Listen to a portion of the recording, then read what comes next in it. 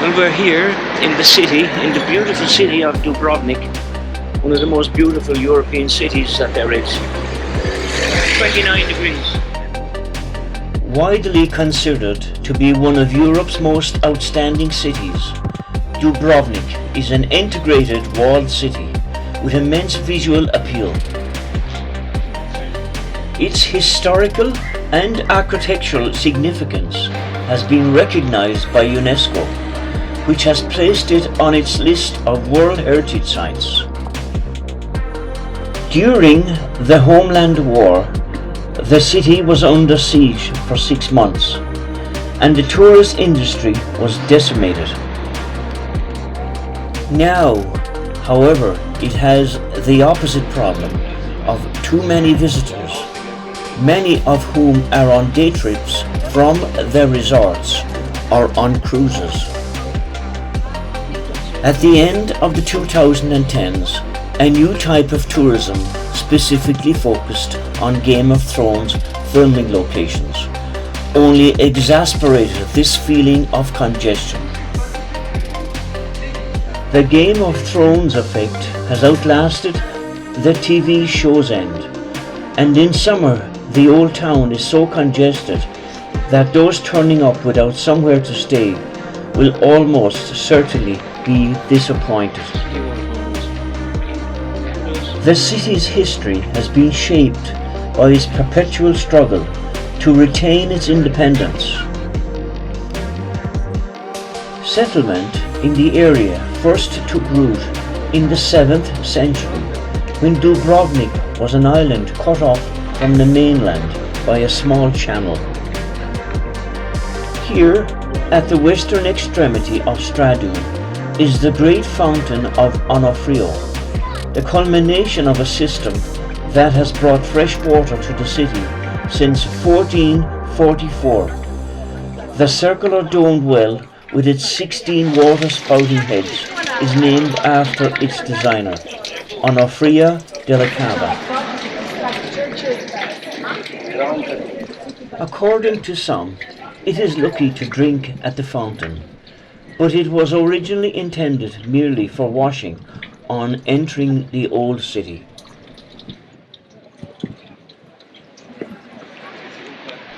The Stradun, also known as Plaka, is this polished artery that runs through the heart of Dubrovnik, with sites to the left and right, and a sprinkling of pleasant pavement cafes.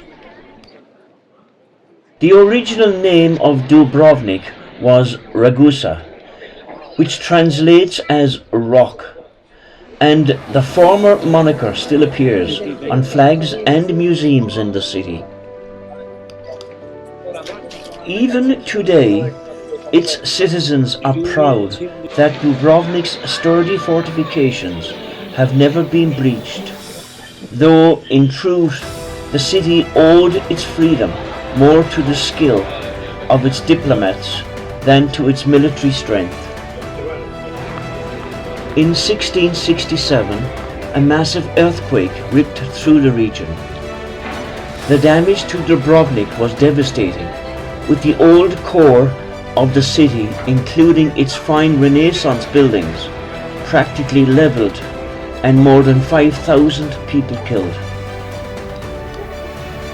The rebuilding program was fortunately carefully managed, resulting in the fine Baroque centre that we see today, but the city never regained its former strength as a trading power, and at the beginning of the 19th century came under the influence of Napoleonic France. It declined into a sleepy backwater until the 20th century, when tourists first started taking an interest. Today, its tourist industry is as slick and good at making money as its merchants were in the 16th century.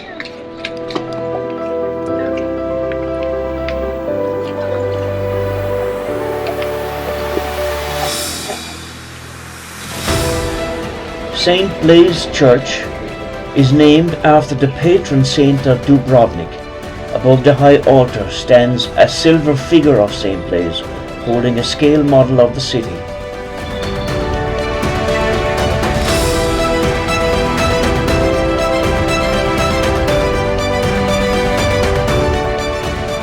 Cities without people are like museums, but in Dubrovnik's historical centre there are still local residents living. It is far from the number of locals who lived within the city walls before the development of mass tourism, but there are still streets in which locals live. The historical city centre has three faces. It is a neighbourhood where domestic people live. Secondly, it is a famous tourist spot to which a huge number of people come to visit from all over the world each year. And third, it is a living city museum under UNESCO protection for its immeasurable cultural heritage. To reconcile all three faces, the city of Dubrovnik designed a concept called Respect the City. In addition to regulating the coexistence of local people and features of mass tourism, its goal is sustainable management of the destination, primarily in reducing traffic jams and crowded streets. This would often happen if several cruise liners sailed into the port of Dubrovnik at the same time. Because of all this, Dubrovnik was mentioned in 2015 as a bad example. The foreign media reported about it. Today, the Respect the City program is mentioned as a signpost that could benefit destinations that suffer significant damage due to mass tourism. Croatia may be one of Europe's newest nations, gaining its independence in a bloody divorce from Yugoslavia in 1991. But even before its role in the Game of Thrones, it was one of the world's most alluring tourist destinations. A member of the European Union since 2013, Croatia's small size is deceptive at just 56,594 square kilometers. An incredible variety of scenery is packed into this boomerang-shaped country. From the magnificent 1,778-mile long coastline to the lofty mountains and sweeping fertile plains of the interior, Croatia's identity has been shaped by its position as a political and ethnic crossroads across the Adriatic from Italy, and bordered by Slovenia, Hungary, Serbia, Bosnia and Montenegro. Croatia's most dramatic natural attraction is its Adriatic coastline, which sweeps from Slovenia in the north to the Montenegrin border in the south, taking in 1,246 islands, islets and reefs en route. Crystal clear water and countless bays and coves lure visitors and locals alike. In summer, the climate is glorious with hot sunny days, tempered by a cooling sea breeze. Even in the spring and autumn, the mercury usually rises high enough to allow t-shirts to be worn.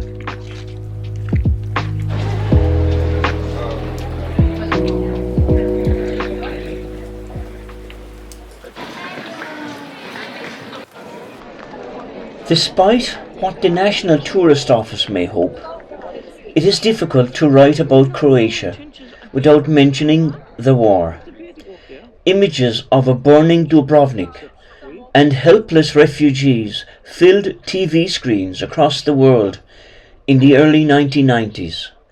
However, the reality is that except in a few places, such as Vukovar and Knin, it is hard to tell that the bitter conflict ever burned through the country. Indeed, it is perhaps the years of communism combined with the Homeland War that have kept Dubrovnik, its Riviera, and Croatia's other treasures unspoilt for so long. It is only when you make a conscious effort to search for clues that the scars emerge, such as differently coloured roof tiles and deserted villages of burned out houses. There are even some bullet holes that remain in the walls of Dubrovnik's old town, which I'll show you later. For those interested in what happened, many locals are only too keen to talk to anyone showing an interest in a conflict that some Croats still feel the rest of Europe did not do enough to prevent or to bring the carnage to an end. Croatia post-war progress was partially put on hold by the controversial right-wing president Franjo Tudjman, but after his death in 1999, the country was welcomed into the global fold. In July 2013, Croatia became a member of the European Union following a decade-long accession process, showing the country's dramatic rise from a war-torn corner of Yugoslavia into a modern European nation. Today, Croatia is one of the most visited tourist destinations in the Mediterranean.